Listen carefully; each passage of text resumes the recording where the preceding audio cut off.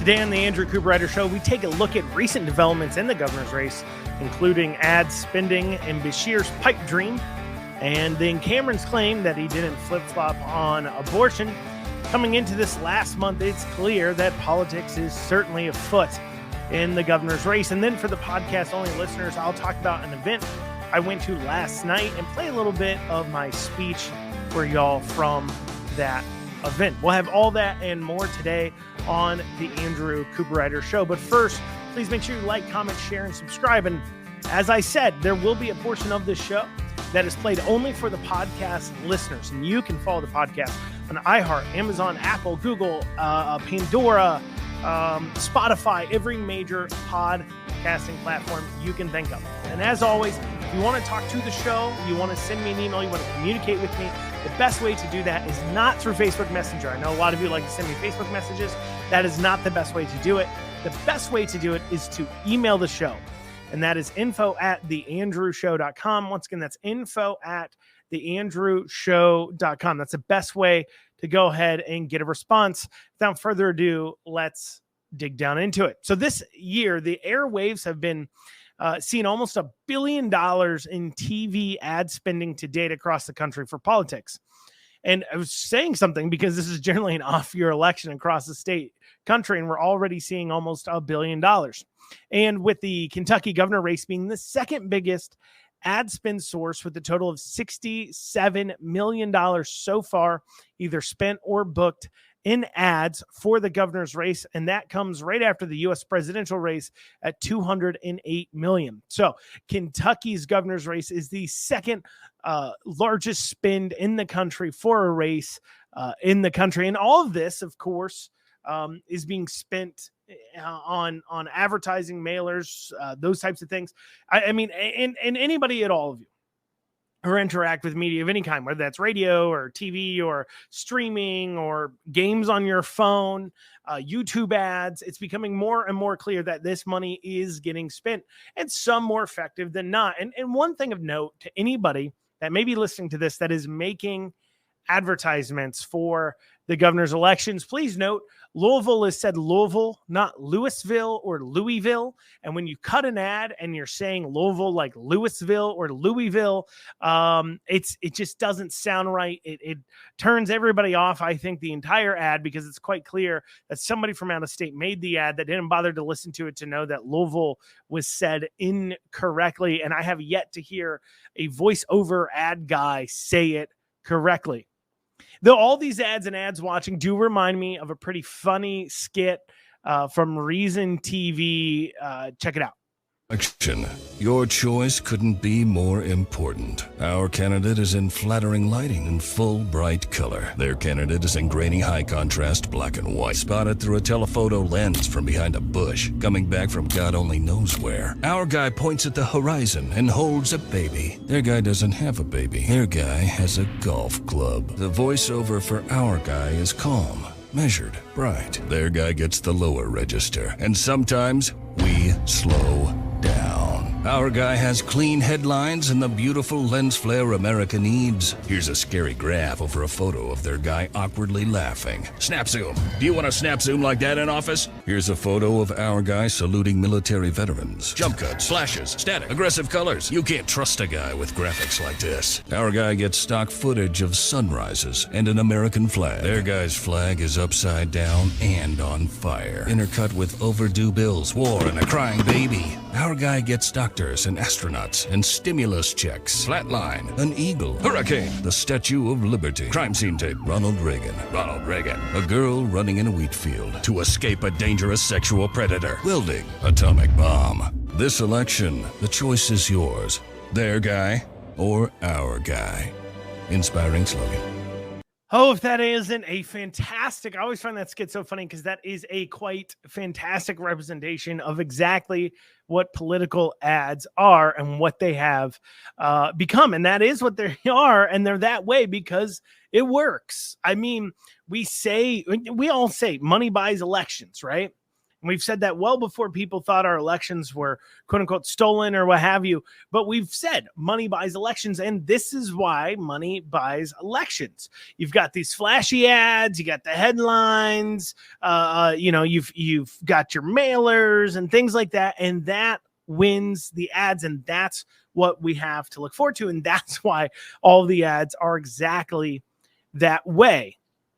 But cutting through all the BS advertising and everything else and moving past these flashy ads and headlines, let's take a look at some true points of contention going on right now in the governor's race.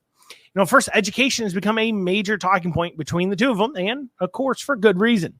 First, almost half of the state's general fund goes to K through 12 education. That's half of your sales tax, half of your income tax, half of every single state tax that isn't earmarked for a specific fund or reason, like your gas tax or tire tax or taxes like that are earmarked for specific things. Gas tax for roads, tire tax for, I believe, rubber disposal, tire disposal.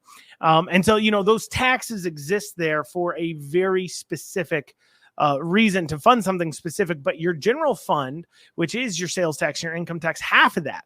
So another way to say that is 3% of everything you purchase, nearly 3% of everything you purchase is going to our K through 12 education. And, and so what we're seeing also is another reason, and that is that Beshear is trying to ride that teacher vote to victory again. It worked well for him in 2019, and he's trying to capture that lightning in a bottle again. But how? I mean, Cameron hasn't uttered words that the media could blow up to say he hates teachers, outside of course, them trying to lambast him for school choice. And all Beshear has really then for Cameron is school choice. And he should be promising you more like I am. That's what Beshear says. I can promise you more than Cameron can. I can promise you 11% raise, which sounds nice, but that's because what Beshear is promising the teachers, he's promising all school personnel 11% raise. He knows he can't deliver. And he can't deliver it because he hasn't talked to the legislature. He doesn't even bother working with them. He just yells at the camera, this is what people need, and then yells about the legislature without even bothering to talk to him. And when you operate in that way, you can promise anything you want to and never have to worry about having to actually deliver on the issues.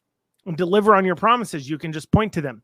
And now this promise of a raise and a raise and a raise for teachers and teachers personnel has been something Beshear has been saying year after year for years, and it truly is just a campaigning point. It's not something he makes any real headway on. Check this out. Here's a news report from 2019. Let's take a listen. To look at is that we have a major teacher shortage. Democrat Andy Beshear says if elected governor, he'll give every teacher a $2,000 pay raise, but he is short on details about how he will fund the $84 million endeavor. We're going to prioritize it. A budget is a values document, and what you value most, you ensure that you fund, and that's exactly what we're going to do. So that was from 2019 when he's running against Bevin. He says, hey, look, I'm going to give you $2,000. Well, here's a year ago. Now, here's another news report. This is from a year ago. Well, today, Governor Andy Beshear laid out his Education First plan to advance student learning and ease the teacher shortage. Here are the main steps of that plan. To raise teacher and staff pay, Beshear is proposing a 5% raise for every school employee in Kentucky. So that was 1 year ago. He was proposing a 5% raise for every school employee in Kentucky. And now here he is just 1 month ago making his new pitch. Well, Kentucky Governor Andy Beshear calls for an 11% pay raise for teachers and all school personnel. Today, Beshear outlined his Education First budget plan.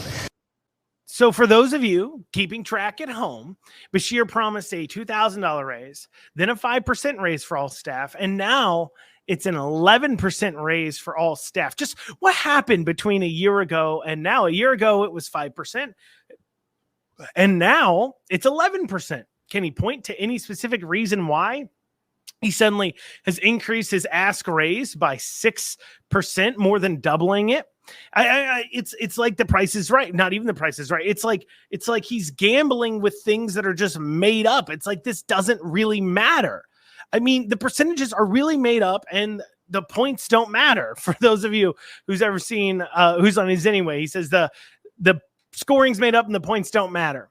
And so in this case, Beshear, he's saying, hey, the points are made up and they just don't matter. It doesn't matter what I say. Why? Well, frankly, because Beshear doesn't have to worry about trying to deliver on it. The legislature has control of the budget. And now that is something Cameron has been very quick to point out on.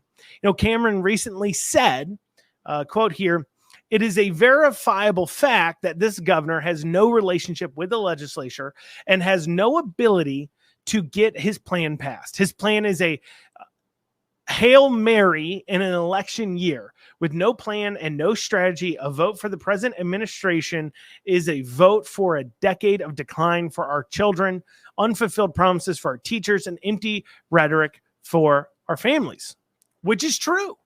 Beshear can't deliver, and Cameron can. You can be rest assured that if Cameron is talking about concrete policy, and one of the only places where he is talking about concrete policy and concrete points is on his catch-up plan, which includes a raise for new hires, it's clear that that means he can get it done and he can get it handled. Now, the other part about what Cameron is talking on, and this now causes some concern because he's talking openly about policies on his catch-up plan, but the only other place that I'm aware of right now he's talking about policies on at all, and part of it is the media is hitting him on it, is about abortion and his flip-flop on it. And on that, Cameron has recently claimed that he's been consistent on abortion. He never flip-flopped on it, and we'll be taking a look at how true that is after this short break. Now, I covered this a week or so ago in depth on Cameron's flip-flop, and he, in fact, flip-flopped. I played for you the clips and everything else. But Cameron is now claiming that he never flip-flopped, and it's all in our imagination, and we're going to take a look at that. Now, I just laid into Beshear, and you heard me do that, going after Beshear for just making up percentages and doing things that don't matter and politicking, and I'm going now to say some things about Cameron, about his politicking. I like to keep it honest, and I'm going to tell you a little secret. You have two men, Beshear and Cameron, and neither of them are independently very wealthy, where they have 10 or 20 million at least to burn on their own. And I'm sure they have some money. Don't get me wrong. I'm sure Beshear and Cameron both live very comfortably. I don't think they've got that kind of money, 20, 30 million, to just blow. And so for both of them to get to the point where they can put millions of dollars in a primaries and pull in tens of millions of dollars in a general, or at least as much as Beshear is, Cameron, it's arguable whether or not it's just, you could say any Republican can pull in that amount. We'll get to that in a second. But at least for the primaries, because, in the generals, you can make an argument that, well, parties rally around them, yada, yada, yada. The parties will shift money in there. But you got to bring in $1 million, $2.5 million or so in order to win a governor primary like Cameron did or like Beshear has in the past. And in order to do that, in order to pull in a few million, if you don't just have it to burn, you will have to have sold your soul at least a little bit along the way. And need to be a very, very good politician. So you have to have sold your soul to pull in that money, and you have to be a very good politician. And you see, this is the real danger of career politicians and not just politicians, but people who work a career in politics. When your life/career depends on you making a decision, right? And those decisions, when you're in a career, you got to make decisions about, and it affects your life. And that affects how you make those decisions. And the decisions you need to make are things like, money, time, advancement, and understand, like I said, I'm not just talking about politicians, but people who make a career in politics. This is why, when I hear people like growing up, or hear of people growing up saying they've always wanted to be in politics, or they always wanted to be in office, or people who get a degree in political science with a plan to make a living in politics, or to be, in politics in some sort of way, it scares me. And the reason why those people scare me, and these career people in politics and career politicians scare me, is because I work, you work. we make decisions in our work based upon what is going to further our goals and serve my goals and myself the best. And you should when it comes to your job, your company, your career. That's normal behavior. You try to find enjoyment in what you do, and then you make career moves that personally benefit you and your goals the most. Whatever that may be. It could be making more money, having more time with your family, living in a different place. Whatever your career goals are, you're going to make decisions and make moves that best serve your career goals. However, when you make those types of decisions in a normal workplace, in a normal working environment, it somewhat can affect others. Obviously, I made a decision and it was a bad decision. People got laid off from a company or those types of things. They may affect your family, but they don't really affect an entire society at large, right? But when you work in politics, the decisions you make can affect an entire country, a state, county, a city, depending on the level you're at. And I think so you have a bunch of people who are making career moves, trying to serve themselves, but the ramifications of these people making these career moves, these career politicians, these career people who work in politics, the ramifications of their career moves is it affects an entire population. If I get this policy passed or if I get this spending plan in place, I might just score a big job on some administration because I was able to successfully lobby it or to get that bill passed because that's what pays me the most. That's how I make my living. But that then can cost society at large. Or even for those who are campaign consultants and make a living at that. That is their job. It's about, how much is this person willing to pay me? Is this person willing to pay me the most? And if so, that's who I'll help get elected. It just seems like a heavy way to live to me. It seems like, you put forward your effort and your time into helping pass a policy or helping get a person elected. And then what if that policy or that person destroys people's lives? What do you say? Them's the breaks, kids? I've heard people that are trying to make their career in politics say that. It's all part of the game. That's what they say to justify themselves. This is part of the game. You just got to love the game. I've actually said that because I've asked them, how do you live with yourself when you help people get elected that turn out to be worse for society? Or when you help people get policies in place that you disagree with and destroys people's lives, or you help get somebody elected who's incredibly corrupt and self-serving? They say, that's the game, and I just love the game. That's what these people say. But it's not a game. These are people's lives.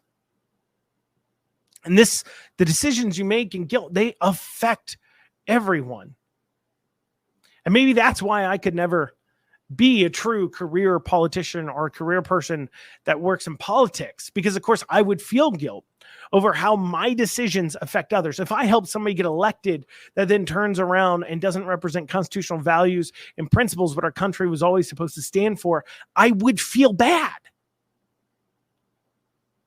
And I can't make the moves that maybe others are willing to. I can't sell my soul like others are willing to, like probably you're not willing to, because I'm held up by silly things like morals. And I care about how the decisions actually end up affecting others. What I mean by that is while I recognize that government can do good sometimes, government doesn't produce, and so it has to take from somebody else. And my morality says we should never be taking from someone else and making people suffer so other people don't have to suffer under self-inflicted wounds. That just seems wrong to me. That's why I believe in the Constitution. That's what our government was founded on. But how does this relate to the governors? Well, both Andy and Cameron are this way. They have gotten to where they are because they've really just pushed forward themselves and made decisions for themselves and everything, that any deals they needed to make, they made in order to pull in the millions needed to win governor's primaries and governor's elections, because they themselves are not wealthy. They also have to be good at politicking, and oh boy, are we seeing a bit of a masterclass on politicking from Cameron right now. And by masterclass, I mean, if you're not paying attention, it will leave your head spinning and hard to keep track of what he is saying. And as I said, everybody says it. Everybody does it. This isn't just something Cameron does. We don't need to bury our heads in the sand here. Both Beshear and Cameron do this. Pick your poison. But they both politic, and Cameron is politicking here. So how is Cameron politicking? Well. He is saying, don't trust your lying ears. I never flip-flopped on abortion. Here's what played out on Larry Glover Live recently. This is a direct quote. Larry asked him, he said, I guess you made news, I guess a week or so ago, when you came out and said that you would sign legislation that you'd provide exceptions for rape and incest to Kentucky's abortion law. Is that a newfound feeling, or is this something you've always held? Cameron responded by saying, no, I've maintained consistency on this. Look, I'm a pro-life candidate in this race, and what I've said is I support the Human Life Protection Act. Cameron's that's what he said on the Kentucky's, of course, trigger ban. Now, to be fair, he has always said, it is true, he has always said he supports the exemption in the Human Life Protection Act. And that exemption in the Human Life Protection Act, that's the only exemption he supports. If you go back and you listen to the episode that I did where I went over his flip-flop and I played for you the clips, you'll hear that he says the exemption he supports is the one in the Human Life Protection Act. And the only exemption that has is in case of the life of the mother. Now, if that's all he said, you'd say, okay, so I guess he's flipping back. Is that just a slip of the tongue he had last week? What's the explanation? But he doesn't stop there. He goes on. He added this. But if the law in the intervening period was to change, meaning the court or somebody made it a judgment that we had to add exemptions and our legislature put those in, of course, I would sign it. Now, he wasn't saying that before. And that's a pretty big but, if I do say myself. That butt's pretty big. A but that has, of course, came after the primary. Understand what he is saying is he's doing some weird rigmarole with his language too here.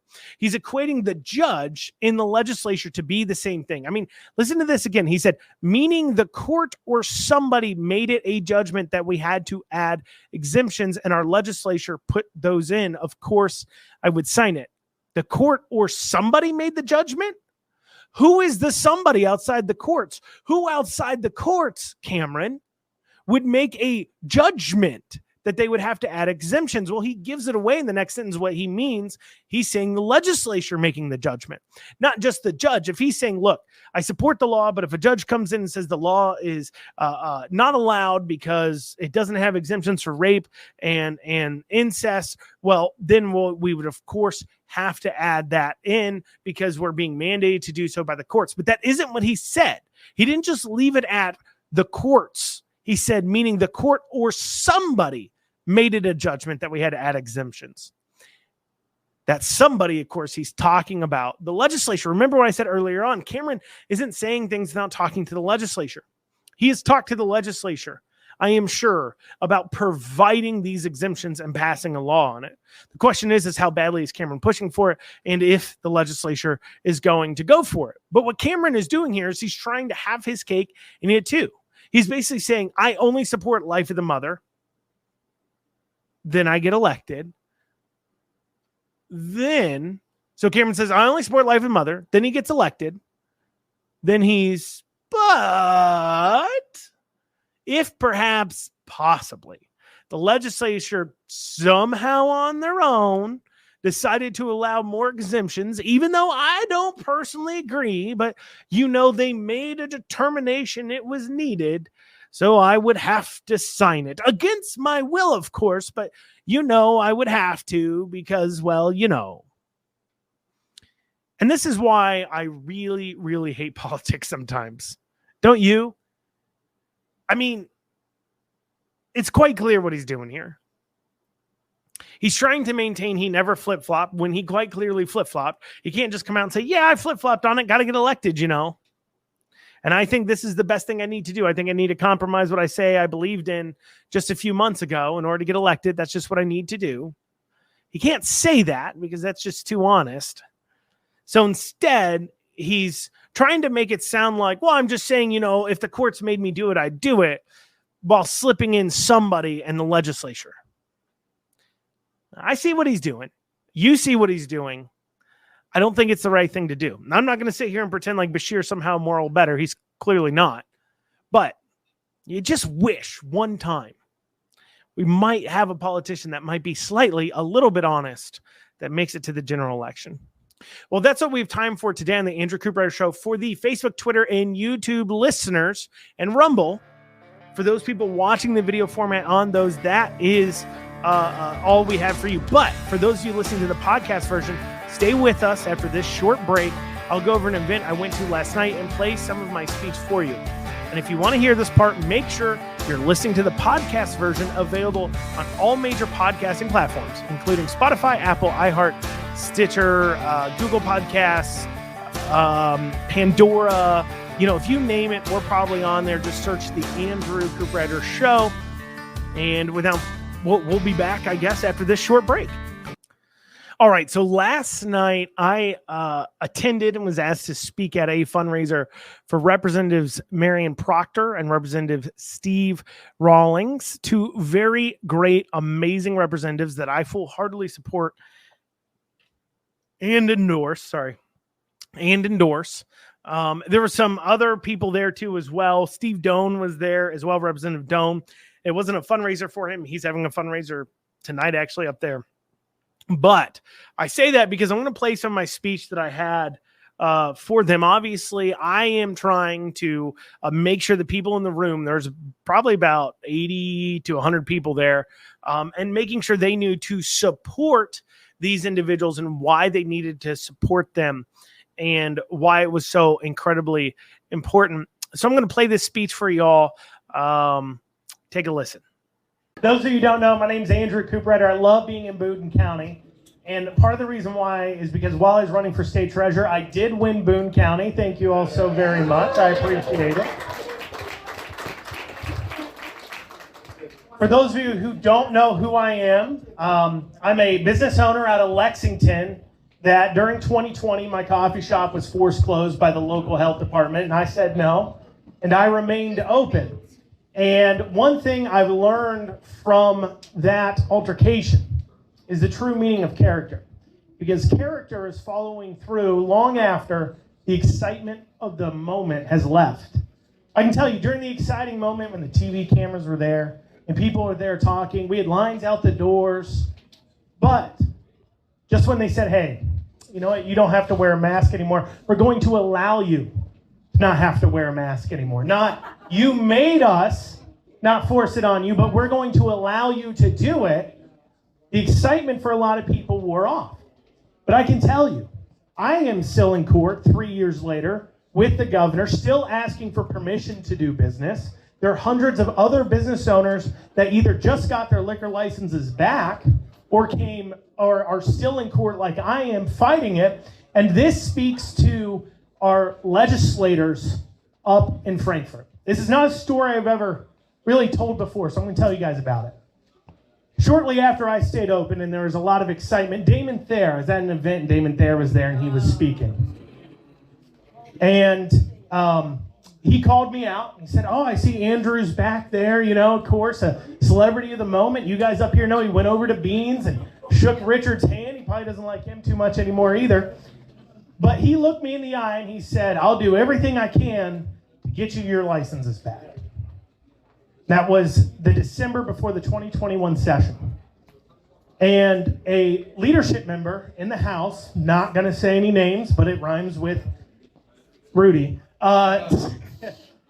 stopped a piece of legislation that would allow anybody whose licenses were taken away or affected due to COVID mandates to be returned to them.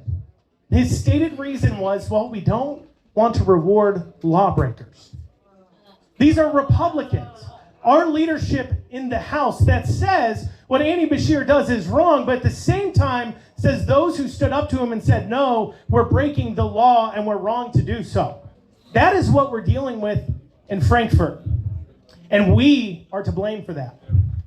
Because we've spent far too long not paying enough attention.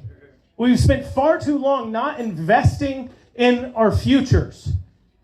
We broke our government because We vote off dumb things like text messages and postcards and TV ads, and we don't bother to actually research the voting records of the people we support and are voting for.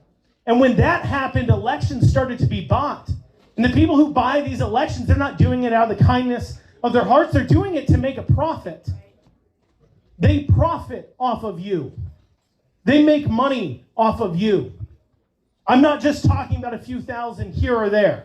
There are tens of millions of dollars right now in this state that is being jerked around based upon who can give the governors the most amount of money. This is why our politics is broken. And that's why it takes us together to give to candidates like Rawlings and candidates like Representative Proctor, well, candidates currently in office, to give to those who are fighting for us. Because those who have a vested interest in controlling the outcomes of your lives, those who profit from it, are coming after them. We know Ed Massey has filed against Rawlings. Apparently he wants to rehash that fight. About 4 or 5 months ago, I sat next to Ed Massey at a little event. There was about 15 people there. And he was complaining about the fact that Rawlings beat him like a redheaded stepchild.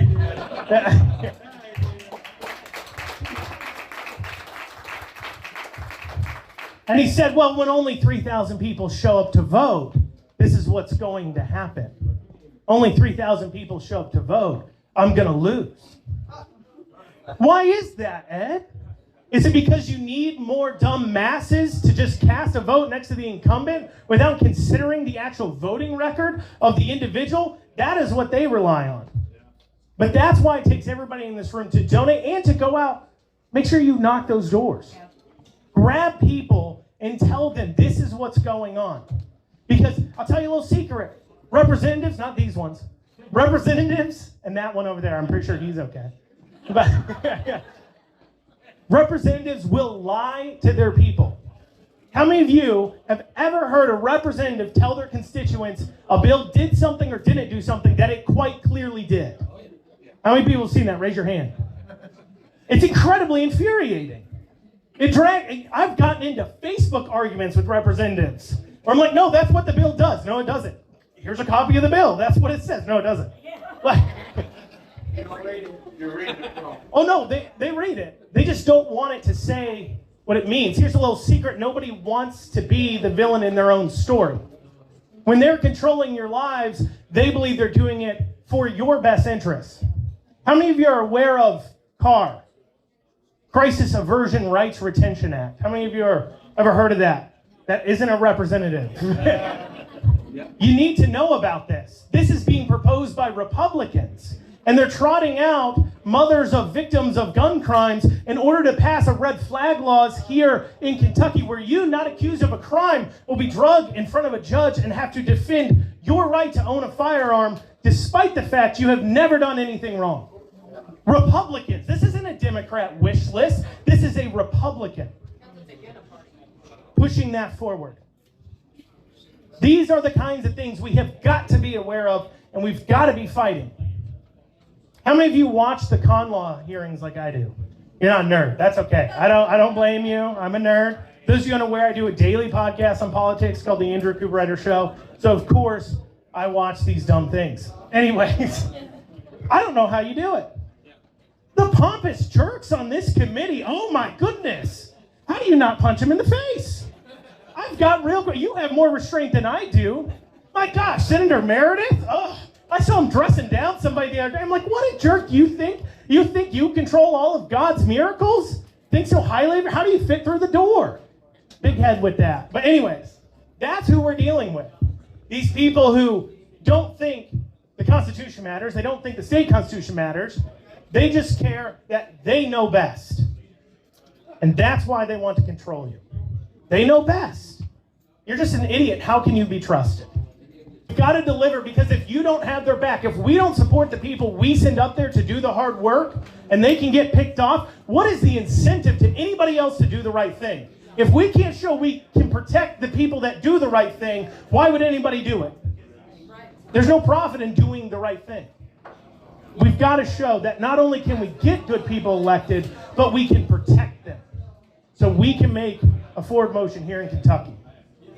So there you all go. That was part of my speech there from last night. Obviously, if you have events or things you need me to come out and make speeches at, just send me a request at info@theandrewshow.com, info@theandrewshow.com. But I hit upon some important things there. And the key takeaway I want you to take away from that is if you're somebody who wants to see a difference, you want to see a change, you got to be supporting those representatives. You got to be supporting those people that are doing the right thing while you're calling out the people doing the wrong thing. And as I said in the speech, there is no profit in doing the right thing. You can't make millions of dollars in politics to fund your next campaign if you're not willing to sell your soul. And these individuals, they're in House seats. It's easier for them to hold on to them, of course, because it's not as expensive to run an effective campaign. You only have about 3,000 or 4,000 voters. But that's why the people's house, the people's chamber, the House, is so incredibly important. And that's why you should be supporting these people. So if you can, please make sure you donate to Marianne Proctor or Steve Rawlings, representatives up there in Northern Kentucky, and help them continue to win for liberty and for the Constitution here in Kentucky. Well, y'all, that's what we have time for today on the Andrew Cooperrider Show. I thank y'all so much for joining me. See you back here tomorrow at 1 o'clock. A great rest of your day.